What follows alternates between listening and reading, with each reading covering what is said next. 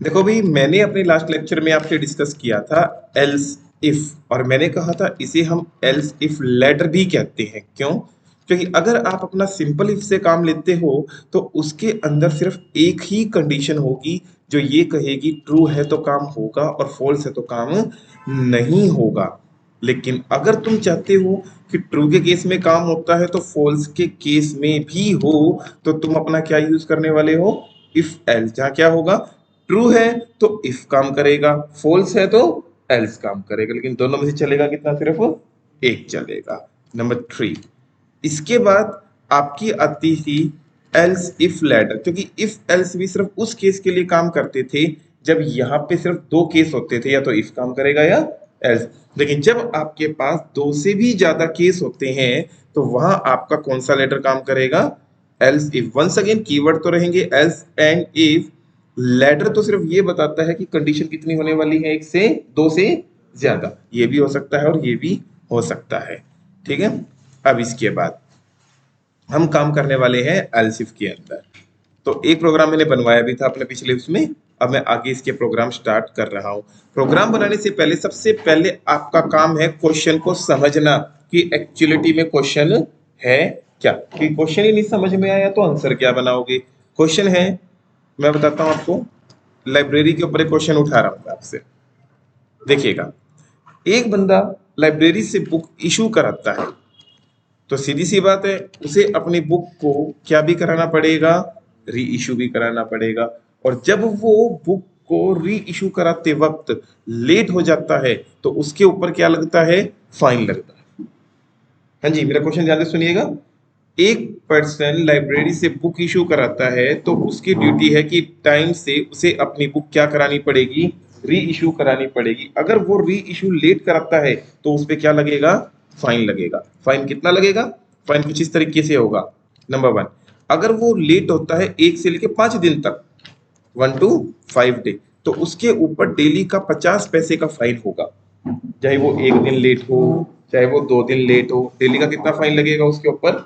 50 पैसे का। अगर वो 5 से ज्यादा दिन लेट हो जाता है, यानी कि 6, 7, 8, कहां तक? 10 दिन तक, उसके ऊपर फाइन लगेगा 1 रुपीज पर डे के हिसाब से। ठीक है। यस। अब अगर वो 10 से भी ज्यादा दिन लेट हो जाता है तो उसके ऊपर डेली का कितना फाइन लगना स्टार्ट हो जाएगा? 5 रुपया पर डे का फाइन लगना स्टार्ट हो जाएगा। अब सोचा जाए तो, अब एक लाइब्रेरियन के पास एक पर्सन आ कहते हैं जी मैं तो 13 डेज लेट हूँ, या छोटी सी बात कर तो मैं तो 3 दिन लेट हूँ। तो लाइब्रेरियन को फाइन निकालना पड़ेगा 3 दिन का। एक दिन का 50 पैसे है ना, तो 3 दिन का कितना रुपया हो गया? 1.5 रुपया फाइन हो जाता है।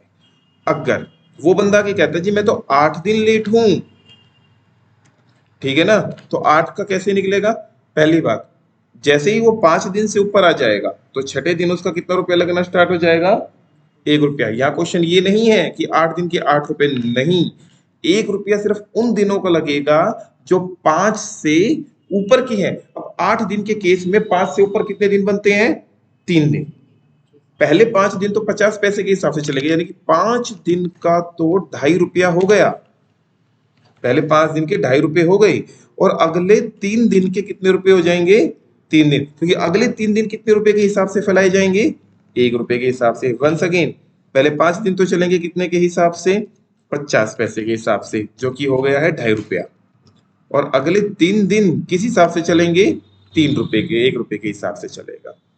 ठीक है। अब अगर वो कहता है कि जी मेरे 10 दिन लेट हो, 10 से ज्यादा दिन लेट हो गए हैं, 10 से ज्यादा उसका कितने रुपए के हिसाब से चलेगा? 5 रुपए के हिसाब से।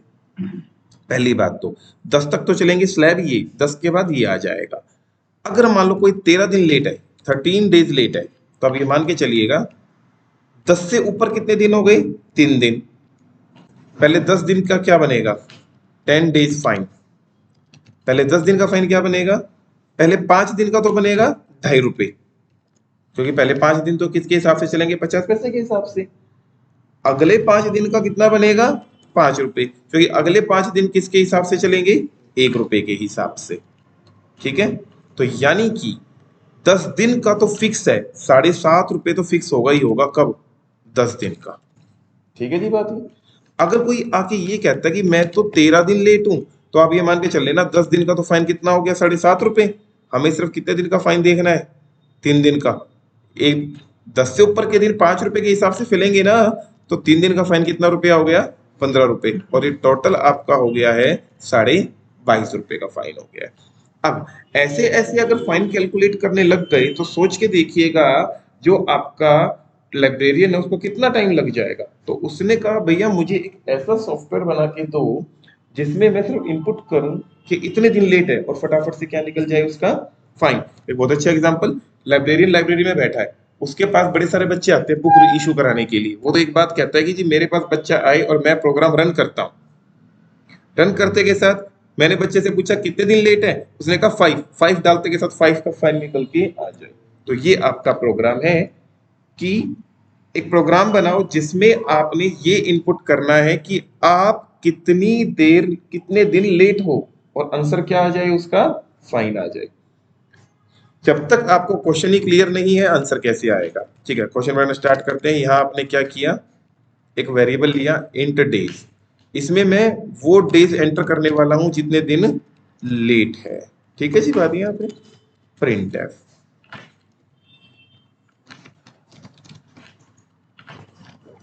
Enter the days scan F, और क्या इनपुट कर दीजिए, डेज। वंस अगेन ये वो डेज हैं जो 10 से ऊपर के, सॉरी जो लेट डेज है। लेट डेज यानी कि जिन दिनों पे क्या लगना है, फाइन लगना है। अगर वो डेज जो भी हैं लेस देन इक्वल टू कितना है जी यहाँ पे आपके 5 है। 5 दिन से ऊपर होने का मतलब क्या है, 5 से कम दिन होने का मतलब कि फाइन लगेगा 50 पैसे पर डे के हिसाब से। तो क्या करेंगे, जितने भी डेज हैं उनको हम मल्टीप्लाई कर देंगे 0.5 से और एक वेरिएबल में रखवा देंगे जिसका नाम क्या है, फाइन। ऑफ कोर्स अगर मेरा डे 3 था तो 3 को 0.5 से मल्टीप्लाई करेंगे तो कितना आएगा, 1.5। इसीलिए मैंने अपना फाइन किस में ले लिया है, फ्लोट में ले लिया है। हाँ जी, ये ध्यान रहे। यहां तक कब आएगा, जब तक मेरे डेज 5 या 5 से कम है। एल्स पर आने का मतलब है कि मेरे डेज कितने हैं, 5 से ज्यादा। अब 5 से ज्यादा मुझे पता है, 5 से 10 तक का अलग स्लैब था मेरा, 6 से 10 तक का, और इसका अलग था। तो यहाँ 5 से ज्यादा तो 50 भी हो सकते हैं।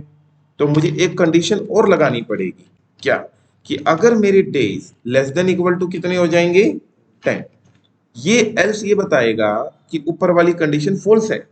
इस एल्स पे आने का मतलब है कि दिन 5 से ज्यादा है, और इसके कंडीशन ट्रू होने का मतलब है 10 से इक्वल है या कम है। तो यानी कि यहाँ कब आएगा, जब मेरे दिन कहाँ होंगे, 6 से 10 के बीच में हो। क्लियर है बात ये। अब मान लो मेरे डेज कितने थे, 8 थे, 8 दिन। तो 8 दिन थे तो ये तो कंडीशन फॉल्स हो गई, ये ट्रू हो गई, यहां आ जाएगा। अब वहां जैसे डेज को डायरेक्ट 0.5 से मल्टीप्लाई किया था, यहां आप डेज को डायरेक्ट 1 से मल्टीप्लाई मत कर देना। क्यों, क्योंकि डेज में 8 है तो 8 इंटू 1, 8 रुपए डायरेक्ट हो जाएगा। लेकिन आपके पैसे जो निकलने हैं पहले 5 दिन के अलग निकलने हैं और उससे ऊपर के दिन के अलग निकलने हैं। तो हम देखते हैं पहले 5 से ऊपर कितने दिन है। तो कैसे देखेंगे, जो मेरे डेज थे उसमें से 5 माइनस कर दीजिएगा। मान लीजिए मेरे डेज में कितना था जी, यहाँ पे 8 था, तो 8 में से 5 गए, कितना बच गया जी यहाँ पे, 3 दिन। ये वो दिन बच गए जो 5 से ऊपर के हैं, वो तो कितने रुपए के हिसाब से फैलाए जाएंगे, 1 रुपए के हिसाब से। और तुम कहोगे जी पहले 5 दिन, तो मैं कहूंगा उनका फिक्स है 2.5 रुपए, पहले 5 दिन का, क्योंकि 50 पैसा डेली था ना।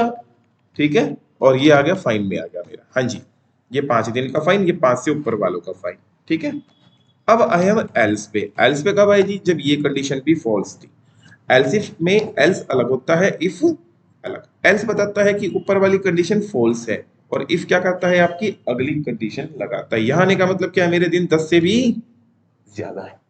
पहली बात, 10 से ज्यादा होंगे तो चाहे वो 50 हो चाहे 5,000 हो। अब आगे कोई कंडीशन नहीं है तो आगे आपको इफ लगाने की जरूरत नहीं है, क्योंकि आखिरी कंडीशन बचती है यहाँ पे। 10 दिन से ऊपर आया, मान लो मेरे डेज कितने थे, 13 थे। ठीक है, पहले कमेंट डाल देते हैं इसका, मोर देन 10। जब मेरे दिन कितने हो गए, 10 से ज्यादा, मान लो 13 दिन है, तो पहले 10 दिन का फाइन अलग निकलेगा और 10 से ऊपर के दिन का फाइन, क्योंकि देखो 10 दिन का क्या मतलब है, पहले 5 दिन का तो हो गया जी ₹2.5 फिक्स हो गया है 50 पैसे के हिसाब से, अगले 5 दिन का ₹5 फिक्स हो गया है ₹1 के हिसाब से, ठीक है ना। तो 10 दिन का टोटल फाइन आपका कितना रुपया है, 7.5, यानी कि 10 से ऊपर आने का मतलब है ₹7.5 तो पक्के हो ही गए हैं आपके। तो यहाँ आके पहले आप 10 दिन से ज्यादा के दिन निकालोगे, डेज में से 10 लेस करके डेज में रखवा लोगे। डेज में मान लो 13 था, तो 10 लेस करने के बाद डेज में कितना बचेगा, 3 दिन। और आपने वो 3 दिन कि जो भी दिन थे 5 से मल्टीप्लाई कर लिए, ये कौन से दिन मल्टीप्लाई किए, 10 से ऊपर के दिन, और पहले 10 दिन का जो कि ₹7.5 बनता था वो डायरेक्ट रख लिया, किस में आ गया जी आपका, फाइन में आ गया है, ठीक है जी आपका। और इसके बाद देखिएगा ध्यान से, चाहे ये कंडीशन चले, चाहे ये चले, चाहे ये चले, चलेगा तो तीनों में से एक, कोई भी एक, और बाहर आकर हमने यहां किसका वैल्यू प्रिंट करा दिया है, फाइन की वैल्यू प्रिंट करा दी है, क्योंकि फ्लोट था ना तो परसेंटेज एफ आएगा, ठीक है। ये देखते हैं इसको, फाइन डॉट सी,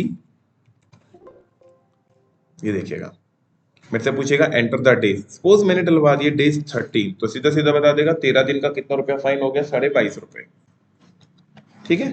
और डेज डलवा दिए मान लो मैंने 9 का ₹6.5, एक्यूरेट बता दिया है इसने। वंस अगेन देखिएगा एक बार, सबसे पहले हम डे इनपुट करेंगे, अगर वो 5 से कम है या इक्वल है तो ये हिसाब चलेगा, 5 से ज्यादा है, 10 से कम है, तो पहले हम 5 से ऊपर के दिन निकालेंगे और उन ऊपर के दिन को तो किससे मल्टीप्लाई कर देंगे, 1 से, और पहले 5 दिन के ₹2.5 डायरेक्ट ऐड कर देंगे। और यहाँ कब आएंगे, जब 5 से ज्यादा, 10 से ज्यादा होंगे, तो 10 से ज्यादा के दिन निकाल के जो भी आएंगे वो मल्टीप्लाई हो जाएंगे 5 से, और पहले 10 दिन के ₹7.5, और बाहर आके किसकी वैल्यू प्रिंट करा देंगे, फाइन की वैल्यू हम प्रिंट करा देंगे।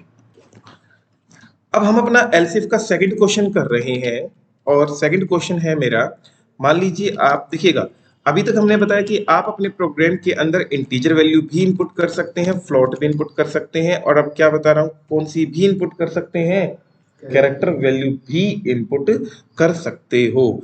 जब आप अपनी कोई भी इनपुट करते हो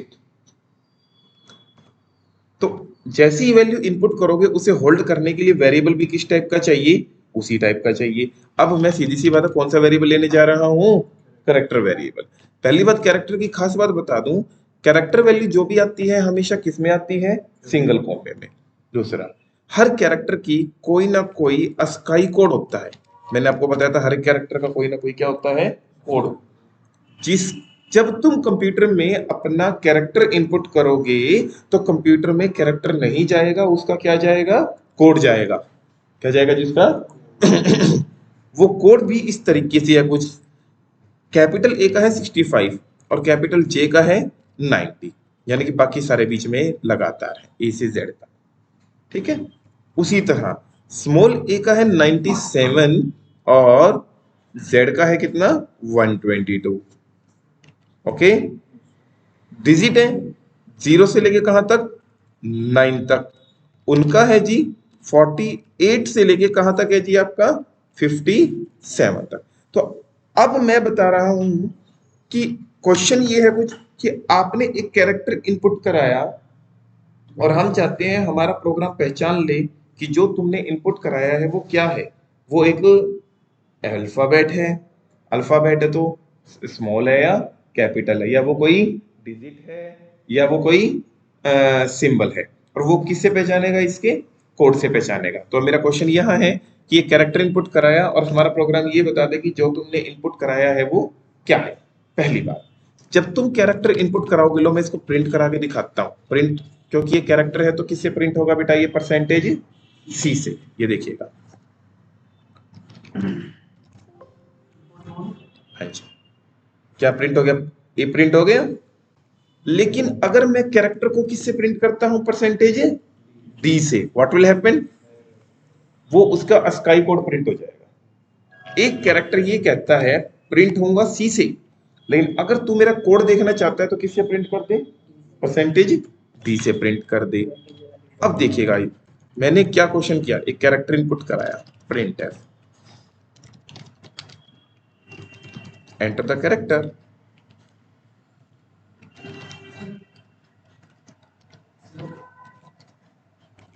बोलो।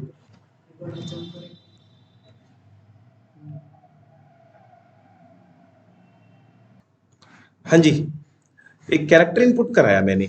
अब हमारे प्रोग्राम को सिर्फ ये पता करना है, यहाँ मैं लॉजिक ऐसा लगाऊंगा जिससे वो ये पता करेगा कि जो तुमने इनपुट किया है वो इंटीजर है, या वो सॉरी वो डिजिट है, वो अल्फाबेट है, या वो सिंबल है, और वो हमें बता देगा। और वो इस चीज को किससे पहचानेगा, उसकी आईडी से पहचानेगा। ठीक है जी बात ये।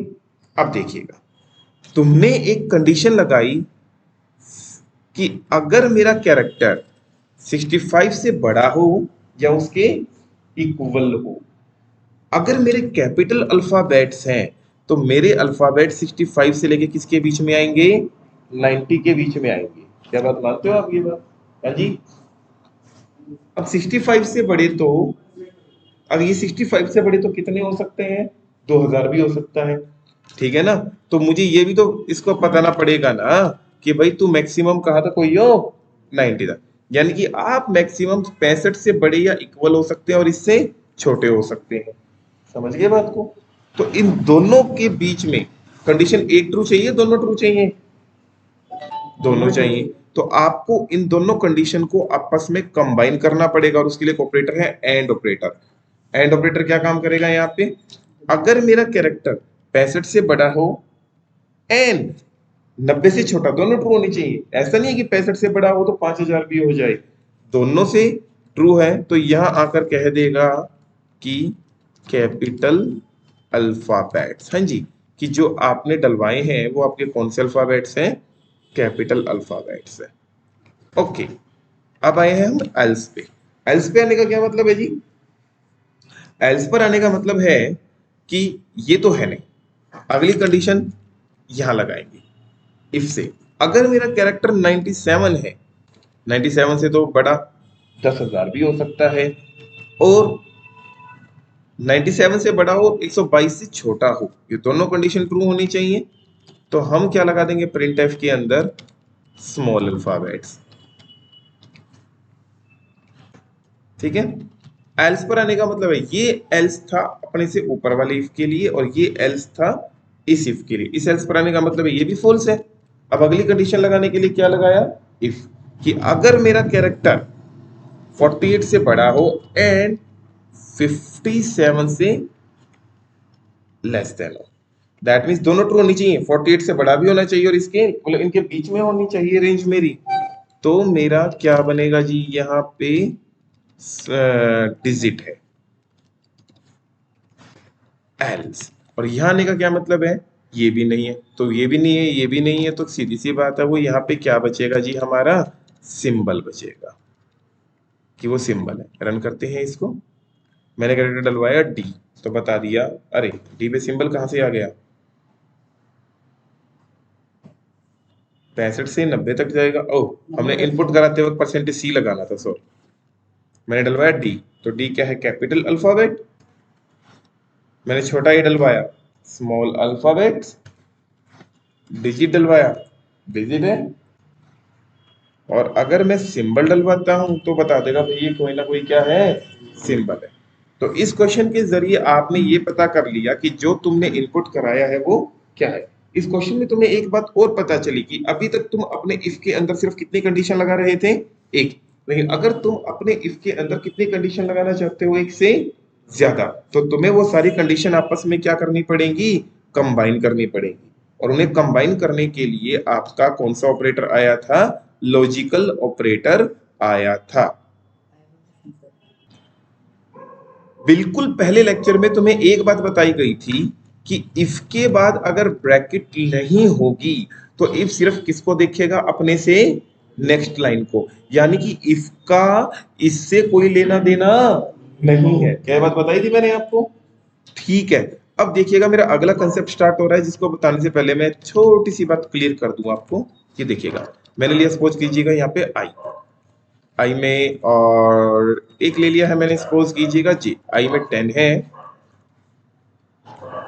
और जे में कितना है जी मेरा 5। ठीक है, कंडीशन लगाई मैंने, अगर मेरा आई लेस देन 50 है तो मेरा प्रिंट हो जाए, या ग्रेटर देन 50 है हेलो, इट्स ओके। अगली कंडीशन, अगर मेरा जे लेस देन है 10 से तो प्रिंट हो जाए मेरा वर्ल्ड। ओके, अब मैं तुमसे पूछता हूं, जरा बताएंगे कि यहां पे क्या प्रिंट होने वाला है? खाली हेलो प्रिंट होगा। ठीक है, वंस अगेन, अगर आप यहां देखो इफ के बाद ब्रैकेट नहीं है तो इफ सिर्फ अपने से पहली लाइन को देखिएगा, यानी कि इफ का इस इफ से कोई लेना देना नहीं है। समझ रहे बात को?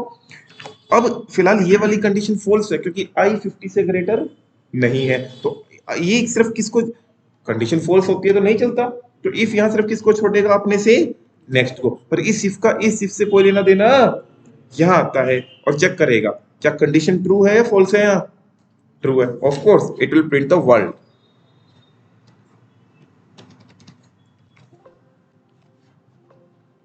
क्या प्रिंट कर दिया है जिसने, यहाँ पे हमारा वर्ल्ड प्रिंट कर दिया है। ठीक है, लेकिन यहां तो साफ साफ दिख रहा है कि इस इफ का इससे कोई लेना देना नहीं है। अब मैंने क्या किया, मैंने इसे यहां से उठा के और कहा डाल दिया, एक ब्रैकेट के अंदर। और अब मैं आपसे पूछता हूं, जरा बताएंगे अब क्या होगा? अब देखो यहां इफ के बाद क्योंकि आपकी ब्रैकेट लगी है तो ऑफ कोर्स अंदर वाला इफ जब चेक होगा जब ये अंदर आएगा। अब यहां देखा जाए तो ऊपर वाली कंडीशन क्या है, फॉल्स, तो वो यहीं से बाहर आ जाएगा, मतलब वो अंदर तो गया ही नहीं, तो कुछ भी प्रिंट नहीं होगा। देखने में ये लग रहा है कि ये कंडीशन ट्रू है, पर ये जब ट्रू है जब ये चेक होगी, और ये चेक ही नहीं हो रही, तो ये चेक ही नहीं हो रही तो क्या होगा, कुछ भी नहीं होगा इसके साथ।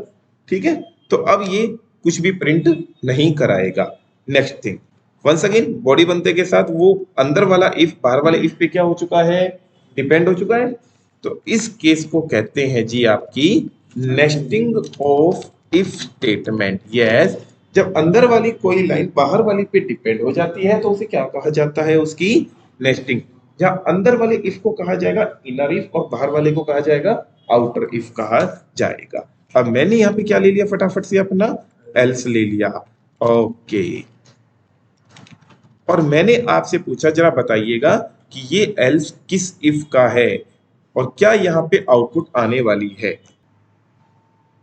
याद रखना, जब तक ये ब्रैकेट थी, एक एल्स उसका माना जाता है जिससे ऊपर उसका इफ क्या हो रहा है, खत्म हो रहा है। अभी वो खत्म हो रहा था ना, तो ये एल्स इस इफ का था, लेकिन अगर आप ये ब्रैकेट हटा देते हो तो ये एल्स किसका माना जाएगा, इस इफ का। ये इफ सिर्फ इसको देखेगा, ठीक है, और ये इफ एल्स क्या हो जाएंगे, अलग हो जाएंगे। ओके, रिपोर्ट है मेरी। अब कंडीशन ये वाली फॉल्स है तो ये नहीं चलेगा।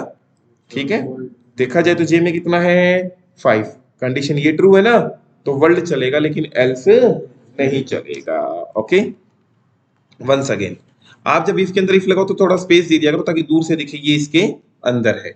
ठीक है, अब ये एल्स दे दिया, वाह। अब देखा जाए, आपसे भी पूछता हूं मैं, साफ साफ पता चलना चाहिए आपको कि ये इफ, ये एल्स तो है इसका और ये एल्स है इसका। क्लियर है बात जी? हाँ जी। अब क्या हुआ, आई की वैल्यू कितनी है मेरी 10, कंडीशन क्या है, ट्रू है, सॉरी फॉल्स है, तो एल्स पर आकर क्या प्रिंट करा देगा, सॉरी। और अब मेरी वैल्यू मैं ले लेता हूं 60, और आज के लिए मैं आपसे एक क्वेश्चन पूछता हूं कि बताइएगा कि आंसर क्या होने। जरा देखिएगा ध्यान से, पहली बात ये इफ ट्रू है ना, तो इस एल्स को तो बोल दो बाय बाय, ये तो कुछ चलेगा ही नहीं। इसके अंदर आएगा, अंदर आते पहले सबसे पहले हेलो प्रिंट करा देगा। फिर जे में कितना है, ट्रू है कंडीशन, तो ये चलेगा, एल्स नहीं चलेगा। तो एक हेलो प्रिंट होगा, एक वर्ल्ड प्रिंट होगा, एग्जैक्टली। ओके, तो इसको कहा मैंने नेस्टिंग ऑफ कंडीशन। तो ये क्वेश्चंस के अंदर मैंने सिर्फ आपको इतना बताया है कि नेस्टिंग क्या होती है, सिर्फ नेस्टिंग क्या होती है। और अगले वीडियो में मैं आपको नेस्टिंग के क्वेश्चंस करवाऊंगा जिसमें इफ के अंदर इफ इतने इफ लगा देंगे कि आपके लॉजिक तह तक क्लियर हो जाएंगे कि एक्चुअलिटी में इफ लगाते क्यों हैं। ठीक है ना, तो आज का हम यहीं पे अपना एंड कर रहे हैं। आज के लिए thank you and bye bye.